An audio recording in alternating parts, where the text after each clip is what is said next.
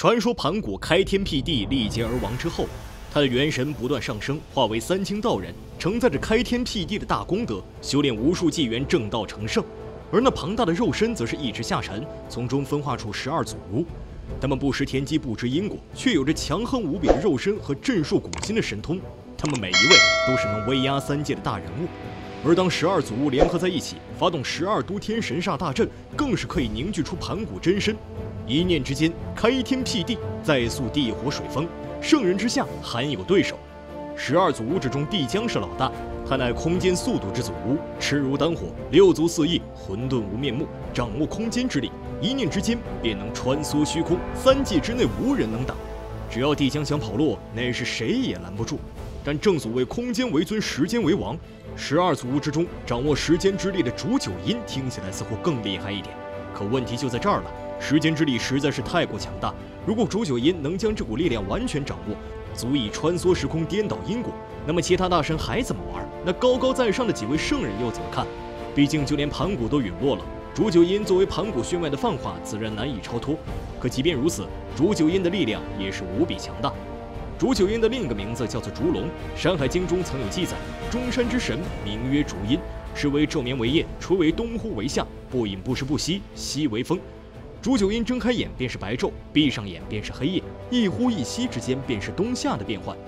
如此神通要是再加以开发，那三界之内就没有人是巫族的对手了。帝江之所以能压他一头，除了神通开发程度的不同，还有就是领导力的问题。毕竟当老大靠的不是打打杀杀，全凭人情世故。要是只看战力，祝融、共工二人那可是谁也不服。但结果呢？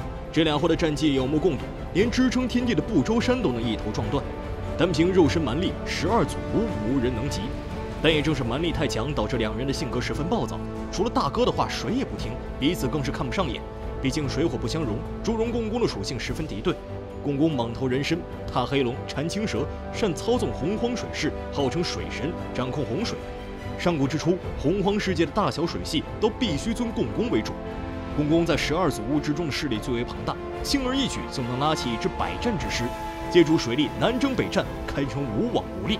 要是让这位大神发怒了，一念之间就可以使汪洋倾覆，人间变成一片泽国。在水之大道之上，共工就是当之无愧的王者。那些河伯龙神只能屈服于共工的淫威之下，而祝融则是另一个极端。据《山海经》记载，祝融的居所是南方的尽头，是他传下火种，教人类使用火的方法。在日常用语中，祝融是火的代名词，但祝融所思的是有利于原始出民生产活动的火。而古神话中，火灾往往被归结于特定的怪鸟和怪兽，如毕方。火之道是洪荒世界中流传最广的一条大道。岁古之初，谁传道之，火种是文明的标志，火神无论在哪里都有信仰。祝融乃是天地之初人间的第一位火神，传火人间，光照四海。他所领导的祝融部落也是人族最早的部落。上古年间，洪荒异种无数，人族只是其中最不起眼的种族。但因为有着和盘古相似的身躯，所以受了天地所重。12祖儒也倍加关注，给予人族大力支持，甚至让两族通婚。在很长一段时间里，巫就是一个部落的精神领袖，指引先祖们在那段遍布危机的时代里砥砺前行。但这并不能改变祝融的暴脾气，水火无情。这两位的脾气在12祖儒里数一数二。平日里有帝江这个老大调和还算好，可一旦调和在一起，那就势必打到天崩地裂。不周山乃是支撑天与地的支柱，洪荒世界广袤无边，堪称无边无际。而这不周山也是高10万丈，宽3000里，其上居住着数不清的大小神魔。共工能以一己之力将其撞断，这力量是骇人的。祝融和共工分别是12祖儒之中的南方火之祖儒、北方水之祖儒，与之并称的还有东方木之祖儒勾芒、西方金之祖儒入收、中央土之祖儒后土。五人合称金木水火土5大祖儒，能单独施展五行颠倒大阵，威力也是不容小觑。勾芒是中国古代民间神话中的木神、春神、东方之神，主管树木的发芽生长，忠心耿耿地辅佐伏羲。太阳每天早上从扶桑上升起，神树扶桑归勾芒管，太阳升起的那片地方也归勾芒管。入收又名该，中国古代神话中的金神、秋神，西方之神、天之行神，掌握杀伐之力。12祖儒之中攻杀第一，而后土就比较厉害了，是12祖儒之中结局最为完美的一个。昔日巫妖大战，帝俊与东皇建立天庭，麾下有1万妖师，精兵强将无数。12祖吴虽然实力强劲，但最终也是在各路大能的算计之下，遗憾退场。后土作为其中最善良的女性祖巫，在女娲娘娘的庇护下得以幸存。巫妖的时代落幕之后，后土前往九巫深处开创地府，从此三界生灵得以转世投胎。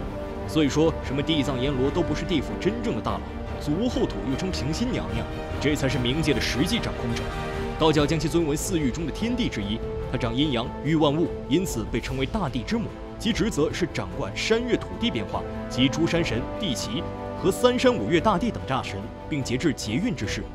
古人崇拜天与地，天乃是至尊无上昊天大帝，地便是厚德载物后土娘娘。也正是它的存在，才让巫族在人族的煌煌大势之下保有传承。除了掌握五行之力的几位之外，还有掌握风雨雷电的四大祖巫，他们同样不可小觑。风之祖巫天吴，八手人面，虎身八尾，掌控狂风之力，是除了帝江之外12祖巫最快的那个。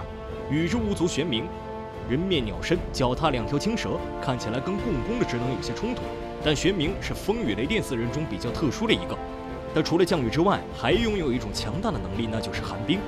严格来说，寒冰之力才是火神的死对头，那足以冰封一切的力量比洪水还让人绝望。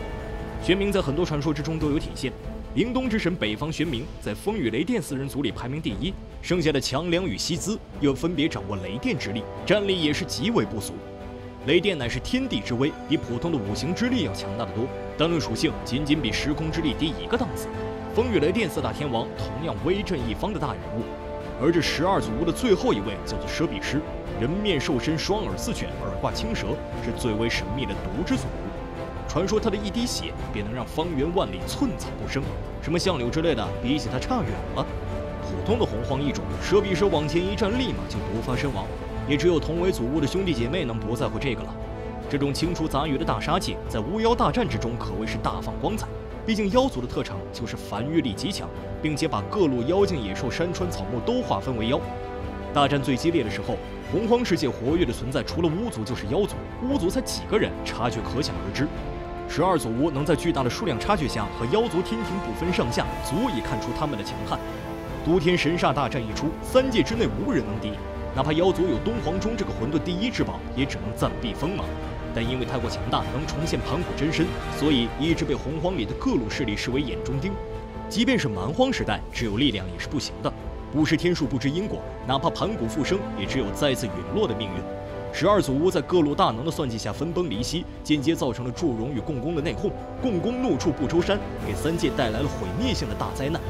无穷无尽的业力加持之下，整个巫族也逐渐覆灭，与另一大势力妖族天庭同归于尽。